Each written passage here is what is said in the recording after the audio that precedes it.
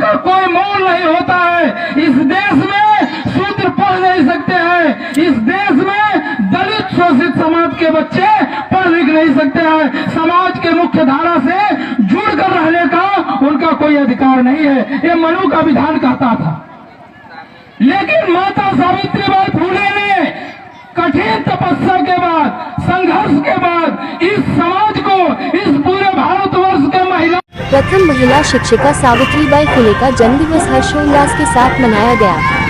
खबर जनपद चंदौली के चकिया से है, जहां पर इलिया क्षेत्र के सैदुलपुर स्थित महामाया बौद्ध सरोवर बिहार पर प्रथम महिला शिक्षिका सावित्रीबाई फुले का जन्मदिवस हर्षोल्लास के बीच मनाया गया।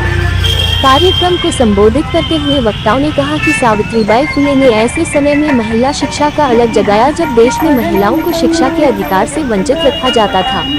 उन्हें सिर्फ घूंघट की ओट में रहकर घरों के अंदर के कामकाज तक ही सीमित रखा गया था। बाहर की दुनिया और साक्षरता से उनका कोई लेना देना नहीं था। रूढ़िवादी परंपराओं को तोड़ते हुए सामाजिक यातनाओं को झेलकर जिस तरह से सावित्रीबाई फुले ने महिला शिक्षा का अलग जगाया, उसका परिणाम आज देखने को मिल रहा है। उनके द्वारा शिक्षा के दिखाए गए रास्ते पर चलकर महिलाएं आज पुरुषों से किसी भी मामले में कम नहीं है। शिक्षा अर्जित करके ही महिलाएं नौकरी से लेकर राजनीति में अपनी पूरी भागीदारी पुरुषों के बराबर निभा रही है। इसका पूरा श्रेय राष्ट्र माता सावित्रीबाई फुले को जाता है। इस मौके पर महात्मा बुद्ध की प्रतिमा पर उपस्थित जनों ने मोमबत्ती जलाकर पूजा अर्चना किया। वहीं राष्ट्र माता सावित्रीबाई फुले, ज्योतिबा फुले के तैलचित्र पर माल्यार्पण कर कार्यक्रम का शुभारंभ किया गया।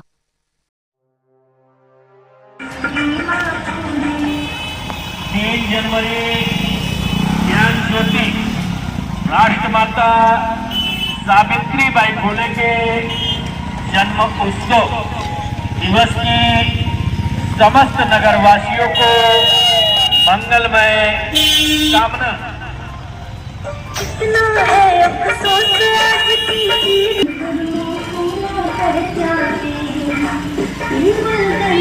महिला है तूना करो, हर नारी के सिर से चाहा सदा मिटाने दो। भारत की सरकार ने उन पे टिकट किया जारी, गूगल ने भी उनका मान किया है आभारी।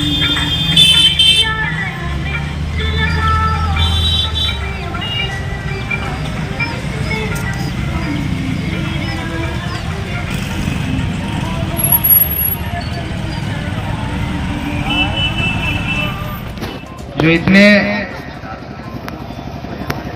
धैर्यता के साथ और सम्मान के साथ आप संचालकी का भी भाई देखिए, सभी लोग खीर बना हुआ वे खीर लेने मत जाएंगे, आप लोग सबसे यही कहेंगे। आज 3 जनवरी माता सावित्रीबाई फुले जी का जन्म दिवस। आज केवल एक जन्म दिवस ही नहीं, एक ज्ञान का जन्म आज के दिन हुआ है। और आज जो इस देश में, इस भारत में जो हमारे देश की महिलाएं हैं, बच्चियां हैं, आज इनको अगर पढ़ने का अवसर मिला है तो किसी और देवी की नहीं, किसी और की देन से नहीं, केवल माता सावित्रीबाई फुले जी की देन से आज महिलाएं भी शिक्षित होकर के आज छोटे स्तर से लेकर के बड़े स्तर तक, बड़े पदों पर, राजनीतिक से लेकर के अन्य अन्य क्षेत्रों में भी आगे बढ़ने का आज अवसर किसी के द्वारा मिला है तो माता सावित्रीबाई फुले की देन से मिला है। तो आज हमें ये संकल्पित होना पड़ेगा माता सावित्रीबाई फुले जी के जन्म दिवस पे कि हम सभी लोग अपने घरों में इसलिए कह रहे हैं कि जब हम बदलेंगे तभी हम समाज को बदल सकते हैं। तो हम अपने घरों में माता सावित्रीबाई फुले जी के जीवन पर चर्चा करेंगे आज, और आज के साथ साथ हर रोज भी चर्चा करेंगे। और शिक्षा स्तर पे हम लोग मजबूती से काम करना शुरुआत करेंगे, अपने बच्चों को शिक्षित बनाएंगे। भले हमें 2 वक्त का भोजन न मिले, 1 वक्त अगर मिल रहा है भोजन, दूसरे वक्त के लिए अगर आधा ही पेट मिल जाए तो हम अपने बच्चों को शिक्षित बनाएंगे। लेकिन उनके कॉपी और कलम में, उनके शिक्षा की कोई सामग्री में कोई कमी नहीं आना चाहिए, क्योंकि माता सावित्रीबाई फुले जी ने जो ये संघर्ष करके हम लोगों को ये मौका मिला है, उनको कष्ट होगा जब हमारे लोग आगे नहीं बढ़ेंगे। मैं यही कहूंगा कि बाबा साहब अम्बेडकर का जो मूल मंत्र था है शिक्षित बनो, संगठित बनो और संघर्ष करो। तो सबसे प्रथम शिक्षा हमें प्राप्त करना पड़ेगा। शिक्षा सवाल पैदा करती है। शिक्षा प्राप्त करने से आप अपने हक अधिकार को जान पाएंगे। इस देश में आपको अंधकार में ढकेला जा रहा है, लेकिन हमें बाबा साहब अम्बेडकर के संविधान को जब तक हम लोग नहीं पढ़ेंगे तब तक अपने अधिकार को नहीं समझ पाएंगे कि हमारे लिए भी बाबा साहब अम्बेडकर ने अधिकार देकर गए हैं। आज बताइए, इस महिलाओं को इस देश में क्या सम्मान था? कोई सम्मान नहीं था। लेकिन इस देश में महिलाओं को सम्मान देने के लिए राष्ट्रपिता ज्योतिबा फुले जी ने सम्मान दिया, बाबा साहब अम्बेडकर ने सम्मान दिया।